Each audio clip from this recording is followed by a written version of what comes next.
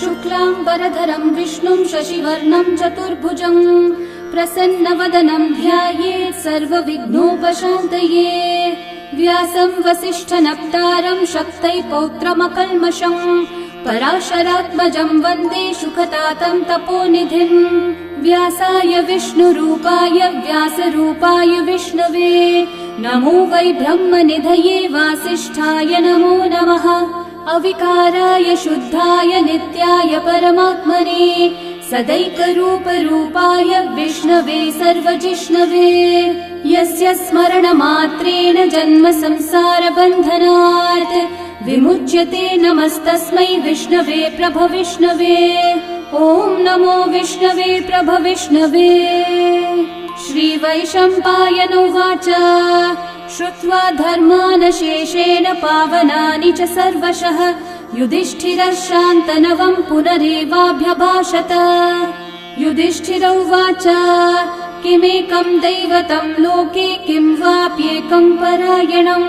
स्तुवन्तः कं कमर्चन्तः प्राप्नुयुर्मानवा शुभम्। को धर्मः सर्वधर्माणां भवतः परमो मतः किं जपन्मुच्यते जन्तुर्जन्म संसारबन्धनात्। श्रीभीष्म उवाच जगत्प्रभुं देवदेवम् अनन्तं पुरुषोत्तमं स्तुवन्नामः सहस्रेण पुरुषस्तततोत्थितः तमेव चार्चयन् नित्यं भक्त्या पुरुषम् अव्ययम् ध्यायन् स्तुवन्नमस्यं च यजमानस्तमेव च। अनादिनिधनं विष्णुं सर्वलोकमहेश्वरं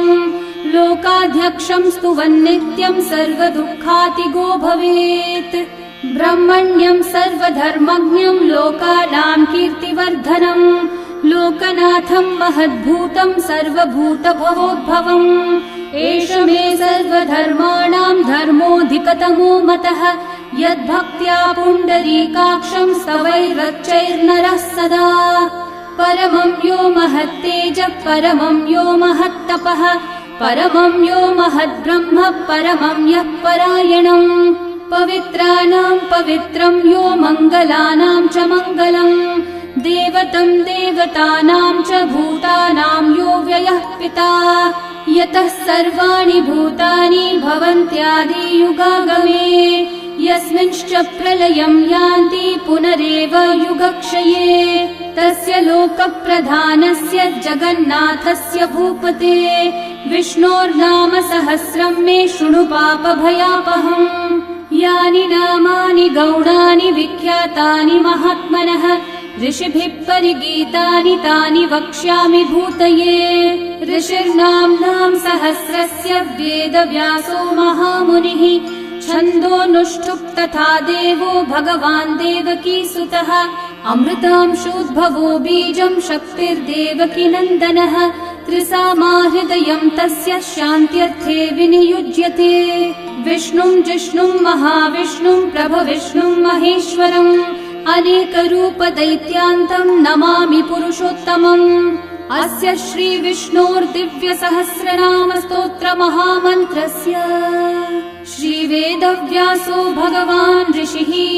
अनुष्ठुप्छन्दः श्रीमहाविष्णुः परमात्मा श्रीमन्नारायणो देवता अमृतांशोद्भवो भानुरिति बीजम् देवकी नन्दनः सृष्टेति शक्तिः उद्भवक्षोभणो देव इति परमो मन्त्रः शङ्ख बृन्नन्दकी चक्रीति कीलकम् शार्ङ्गधन्वा गदाधर इति अस्त्रम् रथाङ्गपाणिरक्षोभ्य इति नेत्रम् त्रिसामा सामगः सामेति कवचम् आनन्दम् परब्रह्मेति योनिः ऋतुः सुदर्शनः काल इति दिग्बन्धः श्रीविश्वरूप इति ध्यानम् श्रीमहाविष्णुः प्रीत्यर्थे सहस्रनाम जपे विनियोगः।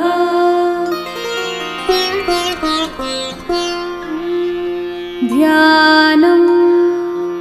क्षीरोधन्वत्प्रदेशे शुचिमणिविलसत्सैकते मौक्तिकानां माला क्लृप्तासनस्थस्फटिकमणिनिभैर्मौक्तिकैर्मण्डिताङ्गः शुभ्रैरभ्रैरतभ्रैरुपरि विरचितैर्मुक्तपीयूषवर्षैः आनन्देन पुनीयादरिनलिनगदा शङ्खपाणिर्मुकुन्दः बुःपादौ यस्य नाभिर्वियदसुरनिलश्चन्द्रसूर्यौ च नेत्रे कर्णावाशाः शिरौद्योर्मुखमपि दहनो यस्य वास्तेयमब्धिः अन्तस्थं यस्य विश्वं सुरनरखगो भोगि गन्धर्वदैत्यैः चित्रं रम्यते त्रिभुवन विपुषं विष्णुमीशं नमामि। ॐ नमो भगवते वासुदेवाय। शान्ताकारं भुजगशयनं पद्मनाभं सुरेशं विश्वाधारं गगनसदृशं मेघवर्णं शुभाङ्गं लक्ष्मीकान्तं कमलनयनं योगिहृद्ध्यानगम्यं वन्दे विष्णुं भवभयहरं सर्वलोकैकनाथम् मेघश्यामं पीतकौशेयवासं श्रीवत्साङ्कं कौस्तुभोद्भासिताङ्गं पुण्योपेतं पुण्डरीकायताक्षं विष्णुं वन्दे सर्वलोकैकनाथम् नमः समस्तभूतानामादिभूताय भूभृते अनेकरूपरूपाय विष्णवे प्रभविष्णवे सशङ्खचक्रं सकिरीटकुण्डलं सपीतवस्त्रं सरसीरुहेक्षणं सहारवक्षस्थलशोभिकौस्तुभं नमामि विष्णुं शिरसा चतुर्भुजम् छायायां पारिजातस्य हेमसिंहासनोपरि आसीनमम्बुदश्याममायताक्षम् अलङ्कृतम् चन्द्राननं चतुर्बाहुं श्रीवत्साङ्कितवक्षसं रुक्मिणी सत्यभामाभ्यां सहितं कृष्णमाश्रये। ॐ विश्वं विष्णुर्वषट्कारो भूतभव्यभवत्प्रभुः भूतकृद्भूतभृद्भावो भूतात्मा भूतभावनः भूतात्मा परमात्मा च मुक्तानां परमागतिः अव्ययः पुरुषः साक्षी क्षेत्रज्ञोऽक्षर एव च योगो योगविदां नेता प्रधानः पुरुषेश्वरः नारसिंहः वपुः श्रीमान् केशवः पुरुषोत्तमः सर्वः शर्वः शिवस्थाणोर्भूतादिर्निधिरव्ययः सम्भवो भावनो भर्ता प्रभवः प्रभुरीश्वरः स्वयंभू शम्भुरादित्यः पुष्कराक्षो महास्वनः अनादिनिधनो धाता विधाता धातुरुत्तमः अप्रमेयो ऋषिकेशः पद्मनाभोऽमरः प्रभुः विश्वकर्मा मनुस्त्वष्टा स्थविष्ठस्थविरो ध्रुवः अग्राह्यः शाश्वतः कृष्णो लोहिताक्षः प्रतर्दनः प्रभुतस्त्रिककुब्धामः पवित्रं मङ्गलं परम् ईशानः प्राणदः प्राणो ज्येष्ठः श्रेष्ठः प्रजापतिः हिरण्यगर्भो भूगर्भो माधवो मधुसूदनः ईश्वरो विक्रमी धन्वी मेधावी विक्रमक्रमः अनुत्तमो दुराधर्षः कृतज्ञः कृतिरात्मवान् सुरेशः शरणं शर्म विश्वरेतः प्रजाभवः अहः संवत्सरो व्याळः प्रत्ययः सर्वदर्शनः अजः सर्वेश्वरः सिद्धिः सिद्धि सर्वादिरच्युतः वृषा कपिरमेयात्मा सर्वयोगविनिःसृतः वसुर्वसुमना सत्यः समात्मा संमितः समः अमोघः पुण्डरीकाक्षो वृषकर्मा वृषाकृतिः रुद्रो बहुशिरा बभ्रुर्विश्वयोनिः शुचिश्रवाः अमृतः शाश्वतस्थाणोर्वरारोहो महातपाः सर्वगः सर्वविद्भानुः विश्वक्सेनो जनार्दनः वेदो वेदविदव्यङ्गो वेदाङ्गो वेदवित्कविः लोकाध्यक्षः सुराध्यक्षो धर्माध्यक्षः कृताकृतः चतुरात्मा चतुर्व्यूहश्चतुर्दंष्ट्रश्चतुर्भुजः भ्राजिष्णुर्भोजनं भोक्ता सहिष्णुर्जगदादिजः अनघो विजयो जेता विश्वयोनिः पुनर्वसुः उपेन्द्रो वामनः प्रांशुरमोघः शुचिरूर्चितः अतीन्द्रः सङ्ग्रहः सर्गो धृतात्मा नियमो यमः वेद्यो वैद्यः सदा योगी वीरः माधवो मधुः अतीन्द्रियो महामायो महोत्साहो महाबलः महाबुद्धिर्महावीर्यो महाशक्तिर्महाद्युतिः अनिर्देश्य वपुः श्रीमान् अमेयात्मा महाधृतक् महेश्वासो महीभर्ता श्रीनिवासः सतां गतिः अनिरुद्धः सुरानन्दो गोविन्दो गोविदाम्पतिः मरीचिर्दमनोहंसः सुपर्णो भुजगोत्तमः हिरण्यनाभः सुतपः पद्मनाभः प्रजापतिः अमृत्युः सर्वदृक्सिंहः सन्धाता सन्धिमान् स्थिरः अजो दुर्मशनः शास्ता विश्रुतात्मा सुरारिः गुरुर्गुरुतमो धामः सत्यः सत्यः पराक्रमः निमिषो निमिषस्रग्वी वाचस्पतिरुदारधीः अग्रणीर्ग्रामणी श्रीमान् न्यायो नेता समीरणः सहस्रमूर्धा विश्वात्मा सहस्राक्षः सहस्रपात् आवर्तनो निवृत्तात्मा संवृतः सम्प्रमर्दनः अहः संवर्तको वह्निरनिलो धरणीधरः सुप्रसादः प्रसन्नात्मा विश्वदृग्विश्वभुग्विभुः सत्कर्ता सत्कृतः साधुर्जन्मोर्नारायणो नरः असंख्येयो प्रमेयात्मा विशिष्टः शिष्टकृच्छुचिः सिद्धार्थः सिद्धसङ्कल्पः सिद्धिदः सिद्धिसाधनः वृषाही वृषभो विष्णुर्वृषपर्वा वृषोदरः वर्धनो वर्धमानश्च विविक्तः श्रुतिसागरः सुभुजो दुर्धरो वाग्मी महेन्द्रो वसुदो वसुः नैकरूपो बृहद्रूपः क्षिपिविष्टप्रकाशनः ओजस्तेजोद्युतिधरः प्रकाशात्मा प्रतापनः ऋद्धः स्पष्टाक्षरो मन्त्रश्चन्द्रांशूर्भास्करद्युतिः अमृतांशूद्भवो भानुः शशबिन्दुः सुरेश्वरः औषधं जगतः सेतुः सत्यधर्मः पराक्रमः भूतभव्यभवन्नाथः पवनः पावनो नलः कामः कामकृत्कान्तः कामः कामप्रदः प्रभुः युगादिकृद्युगावर्तो नैकमायो महाशनः अदृश्यो व्यक्तरूपश्च सहस्रजिदनन्तजित् इष्टो विशिष्टशिष्टेष्ठः शिखण्डी नहुषो वृषः क्रोधः क्रोधकृत्कर्ता विश्वबाहुर्महीधरः अच्युतः प्रथितः प्राणः प्राणदो वासवानुजः अपान्निधिरधिष्ठानम् अप्रमत्तः प्रतिष्ठितः स्कन्दः स्कन्दद्धरो धुर्यो वरदो वायुवाहनः वासुदेवो बृहद्भानुरादिदेवः पुरन्दरः अशोकस्थारणस्थारः शूरः शौरिर्जनेश्वरः अनुकूलः शतावर्तः पद्मी पद्मनिभीक्षणः पद्मनाभोरविन्दाक्षः पद्मगर्भः शरीरभृत् महर्धिरिग्धो वृद्धात्मा महाक्षो गरुडध्वजः अतुलः शरभो भीमः समयज्ञो हविर्हरिः सर्वलक्षणलक्षण्यो लक्ष्मीवान् समितिञ्जयः विक्षरो रोहितो मार्गो हेतुर्दामोदरः सहः महीधरो महाभागो वेगवानमिताशनः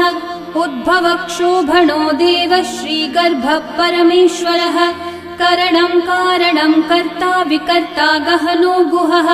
व्यवसायो व्यवस्थानः संस्थानस्थानदो ध्रुवः परर्धि परमस्पष्टः तुष्टः पुष्टः शुभेक्षणः रामो विरामो विरतो मार्गो नेयो नयो नयः वीरशक्तिमतां श्रेष्ठा धर्मो धर्मविदुत्तमः वैकुण्ठः पुरुषः प्राणः प्राणदः प्रणवपृथुः हिरण्यगर्भः शत्रुघ्नो व्याप्तो वायुरधोक्षजः ऋतुः सुदर्शनः कालः परमेष्ठी परिग्रहः उग्रः संवत्सरो दक्षो विश्रामो विश्वदक्षिणः विस्तारस्थावरस्थाणु प्रमाणं बीजमव्ययम् अर्थोऽनर्थो महाकोशो महाभोगो महाधनः अनिर्विण्णस्थविष्ठो भूर्धर्मयूपो महामखः नक्षत्रनेमिर्नक्षत्री क्षामः समीहनः यज्ञयुज्यो महेज्यश्च क्रतुः सत्रं सतां गतिः सर्वदर्शी विमुक्तात्मा सर्वज्ञो ज्ञानमुत्तमम् सुव्रतः सुमुखः सूक्ष्मः सुघोषः सुखदः सुहृत् मनोहरो जितक्रोधो वीरबाहुर्विदारणः स्वापनः स्ववशो व्यापी नैकात्मा नैककर्मकृत् वत्सरो वत्सलो वत्सी रत्नगर्भो धनीश्वरः धर्मगुप्धर्मकृद्धर्मी सदसक्षरमक्षरम् अविज्ञाता सहस्रांशूर्विधाता कृतलक्षणः गभस्तिनेमि सत्त्वस्थः सिंहो भूतमहेश्वरः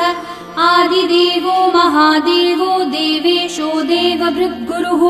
उत्तरो गोपतिर्गोप्ता ज्ञानगम्यः पुरातनः शरीरभूतभृद्भोक्ता कपीन्द्रो भूरि दक्षिणः सोमपोमृतपः सोमः पुरुजित्पुरुसत्तमः विनयोजयः सत्यसन्धो दाशारः सात्वतां पतिः जीवो विनयिता साक्षी मुकुन्दोमितविक्रमः अम्भो निधिरनन्तात्मा महोदधिशयोऽन्तकः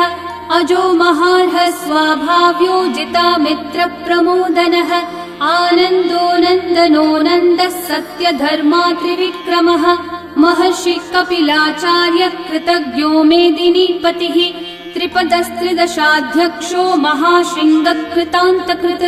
महावराहो गोविन्दः सुषेणः कनकाङ्गदी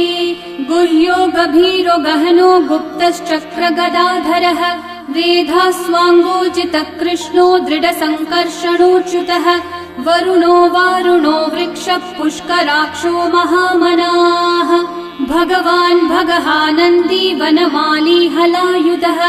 आदित्यो ज्योतिरादित्यः सहिष्णुर्गतिसत्तमः सुधन्वाखण्ड परशुर्दारुणो द्रविणप्रदः दिवस्पृक् सर्वदृग्व्यासो वाचस्पतिरयो निजः त्रिसामासामगः सामन्निर्वाणम् भेषजम्भिषक्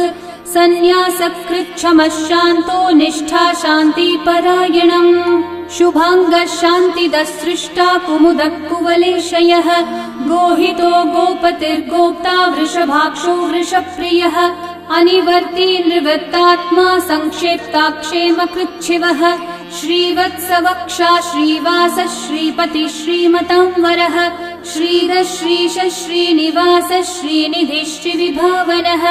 श्रीधर श्रीकर श्रेय श्रीमान् लोकत्रयाश्रयः स्वक्षस्वङ्गः शतानन्दो नन्दिर्ज्योतिर्गणेश्वरः विजितात्मा विधेयात्मा सत्कीर्तिश्चिन्न संशयः उदीर्णः सर्वतश्चक्षुरनीशः शाश्वतः स्थिरः भूषयो भूषणो भूतिर्विशोकः शोकनाशनः अर्चिष्मान् अर्चितः कुम्भो विशुद्धात्मा विशोधनः अनिरुद्धो प्रतिरथः प्रद्युम्नोमितविक्रमः कालनेमी निहावीरः शौरी शूरजनेश्वरः त्रिलोकात्मा त्रिलोकेशः केशवः केशिहा हरिः कामदेवः कामपालः कामी कान्तः कृतागमः अनिर्देश्य वपुर्विष्णु वीरोऽनन्तो धनञ्जयः ब्रह्मण्यो ब्रह्मकृद् ब्रह्मा ब्रह्म ब्रह्म विवर्धनः ब्रह्मविद् ब्राह्मणो ब्रह्मी ब्रह्मज्ञो ब्राह्मणप्रियः महाकर्मो महाकर्मा महातेजा महोरगः महाक्रतुर्महायज्वा महायज्ञो महाहविः स्तव्यस्तव प्रियस्तोत्रम् स्तुतिस्तोतारणप्रियः पूर्णपूरयिता पुण्यकीर्तिरणामयः मनोजवस्तीर्थकरो वसुरेता वसुप्रदः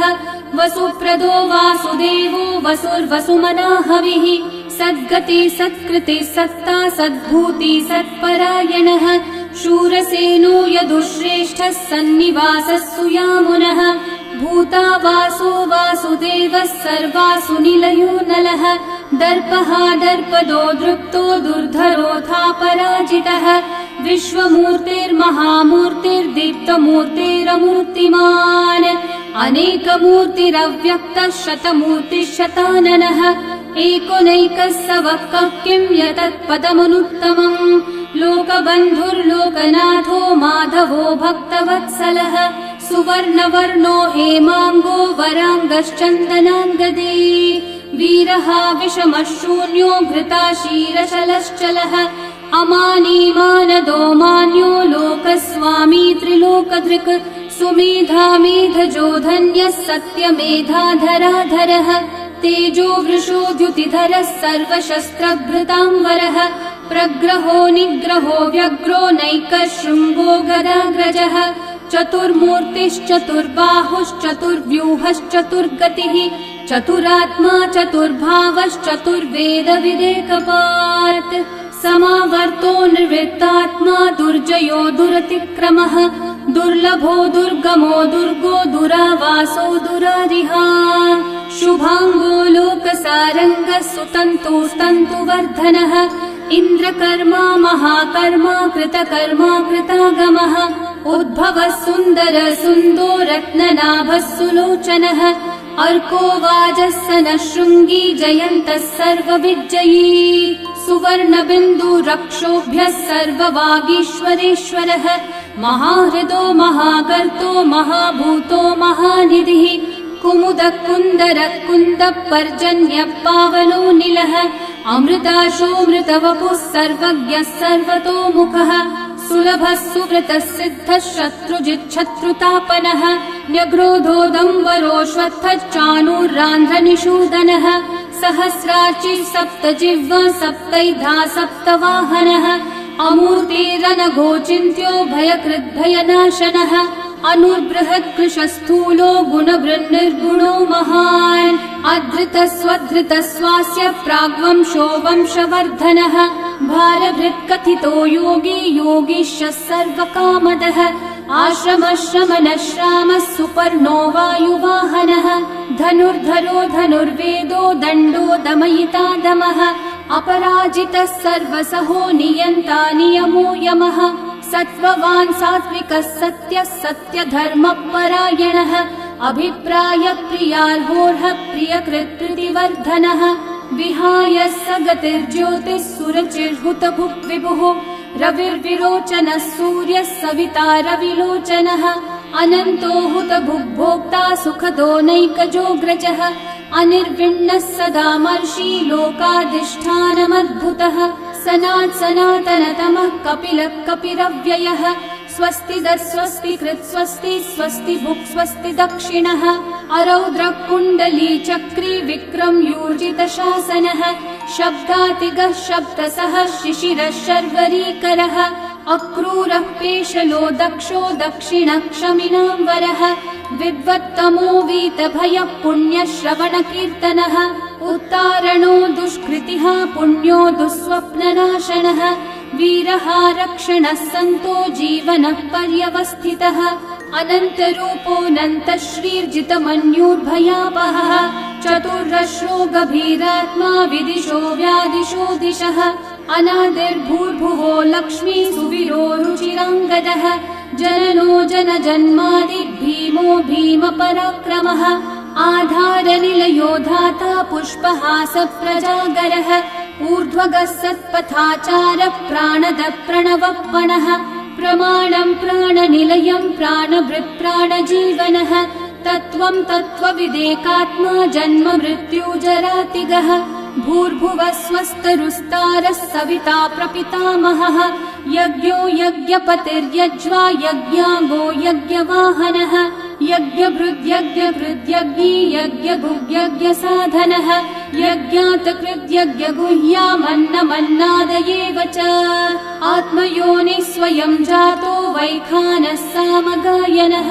देवकीनन्दनः सृष्टा शितीशः पापनाशनः शङ्खबृन्नन्दकी चक्री शार्ङ्गधन्वा गदाधरः रथाङ्गपाणिरक्षोभ्यः सर्वप्रहरणायुधः सर्वप्रहरणायुध ॐ नम इति वनमाली गदी शार्ङ्गी शङ्खी चक्री च नन्दकी श्रीमान्नारायणो विष्णुर्वासुदेवोऽभिरक्षतु वनमाली गदी शार्ङ्गी शङ्खी चक्री च नन्दकी श्रीमान्नारायणो विष्णुर्वासुदेवोऽभिरक्षतु वनमाली गदी शार्ङ्गी शङ्खी चक्री च नन्दकी श्रीमान्नारायणो विष्णुर्वासुदेवोऽभिरक्षतु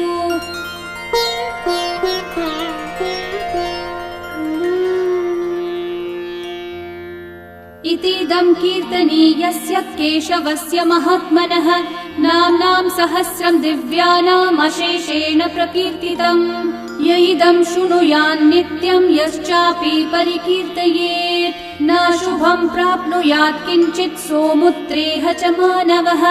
वेदान्तगो ब्राह्मणः स्यात् क्षत्रियो विजयी भवेत् वैश्यो धनसमृद्धः स्यात् शूद्रः सुखमवाप्नुयात् धर्मार्थी प्राप्नुयात् धर्मम् अर्थार्थी चार्थमाप्नुयात् कामानवाप्नुयात् कामी प्रजार्थी चाप्नुयात् प्रजाम्। भक्तिमान् यः सदोत्थाय शुचिस्तद्गतमानसः सहस्रं वासुदेवस्य नाम्नामेतत् प्रकीर्तये। यशः प्राप्नोति विपुलं याति प्राधान्यमेव च अचलां श्रियमाप्नोति श्रेय प्राप्नोत्यनुत्तमम्। न भयं क्वचिदाप्नोति वीर्यं तेजश्च विन्दति भवत्यरोगो द्युतिमान् बलरूपगुणान्वितः रोगार्तो मुच्यते रोगात् बद्धो मुच्येत बन्धनात् भयान् मुच्येत भीतस्थो मुच्येतापन्न आपदः दुर्गान्यतितरत्याशु पुरुषः पुरुषोत्तमम् स्तुवन्नाम सहस्रेण नित्यं भक्ति समन्वितः वासुदेवाश्रयो मर्त्यो वासुदेवपरायणः सर्वपाप विशुद्धात्मा याति ब्रह्म सनातनम्। न वासुदेव भक्तानामशुभं विद्यते क्वचित् जन्म मृत्यु जरा व्याधि भयं नैवोपजायते। इमं स्तवमधीयानः श्रद्धा भक्ति समन्वितः युज्येतात्मसुखः शान्ति श्रीधृति स्मृति कीर्तिभिः। न क्रोधो न च मात्सर्यं न लोभो नाशुभा मतिः भवन्ति कृतपुण्यानां भक्तानां पुरुषोत्तमे। द्यौस चन्द्रार्कनक्षत्राखं दिशो भूर्महो दधिः वासुदेवस्य वीर्येण विदतानि महात्मनः ससुरासुरगन्धर्वं स यक्षोरगराक्षसम् जगद्वशे वर्ततेदं कृष्णस्य सचराचरम्। इन्द्रियाणि मनोबुद्धिः सत्त्वं तेजो बलं द्युतिः वासुदेवात्मकन्याहुः क्षेत्रं क्षेत्रज्ञ एव च सर्वागमानामाचार प्रथमं परिकल्पते आचार प्रभवो धर्मो धर्मस्य प्रभुरच्युतः ऋषयः पितरो देवा महाभूतानि धातवः जङ्गमा जङ्गमं चेदं जगन्नारायणोद्भवम् योगो ज्ञानं तथा साङ्ख्यं विद्या शिल्पादिकर्म च वेदाः शास्त्राणि विज्ञानमेतत् सर्वं जनार्दनात्। एको विष्णुर्महद्भूतं पृथक् भूतान्यनेकशः त्रीन् लोकान् व्याप्य भूतात्मा भुङ्क्ते विश्वभुगव्ययः। इमं स्तवं भगवतो विष्णोर्व्यासेन कीर्तितम् पठेद्य इच्छेत् पुरुषः श्रेयः प्राप्तुं सुखानि च। विश्वेश्वरमजं देवं जगतः प्रभुमव्ययम् भजन्ति ये पुष्कराक्षं न ते यान्ति पराभवम् न ते यान्ति पराभवम्। ॐ नमः इति। अर्जुनोवाच पद्मपत्र विशालाक्ष पद्मनाभः सुरोत्तम भक्तानामनुरक्तानां त्राता भव जनार्दन। श्रीभगवानुवाच यो मां नाम सहस्रेण स्तोतुमिच्छति पाण्डव सोऽहमेकेन श्लोकेन स्तुतयेव न संशयः स्तुतयेव न संशय। ॐ नमः इति। व्यास उवाच वासनाद् वासुदेवस्य वासितं भुवनत्रयम् सर्वभूतनिवासोऽसि वासुदेव नमोऽस्तुते। श्रीवासुदेव नमोऽस्तुत। ॐ नमः इति। पार्वत्योवाच केनोपायेन लघुना विष्णोर्नाम सहस्रकम् पठ्यते पण्डितेर्नित्यं श्रोतुमिच्छाम्यहं प्रभो। ईश्वरोवाच श्रीराम राम रामेति रमे रामे मनोरमे सहस्रनाम तत्तुल्यं राम नाम वरानने। श्रीराम राम रामेति रमे रामे मनोरमे सहस्रनाम तत्तुल्यं राम नाम वरानने। श्रीराम राम रामेति रमे रामे मनोरमे सहस्रनाम तत्तुल्यं रामनाम वरानने श्रीरामनाम वरानन ॐ नम इति ब्रह्मोवाच नमोऽस्त्वनन्ताय सहस्रमूर्तये सहस्रपादाक्षि शिरोरुबाहवे सहस्रनाम्ने पुरुषाय शाश्वते सहस्रकोटियुगधारिणे नमः सहस्रकोटियुगधारिण ॐ नम इति सञ्जय उवाच यत्र योगेश्वरः कृष्णो यत्र पार्थो धनुर्धरः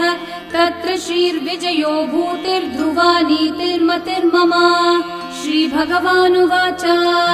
अनन्याश्चिन्तयन्तो मा ये जनाः पर्युपासते तेषां नित्याभियुक्तानां योगक्षेमं वहाम्यहम् परित्राणाय साधूनां विनाशाय च दुष्कृतां धर्म संस्थापनार्थाय सम्भवामि युगे युगे आर्ता विषण्णा शिथिलाश्च भीता घोरेषु च व्याधिषु वर्तमानाः संकीर्त्य नारायण शब्दमात्रं विमुक्तदुःखा सुखिनो भवन्तु कायेन वाचा मनसैन्द्रियैर्वा बुद्ध्यात्मना वा प्रकृते स्वभावात् करोमि यद्यत् सकलं परस्मै नारायणायेति समर्पयामि। श्री विष्णु सहस्रनाम स्तोत्रम् सम्पूर्णम्।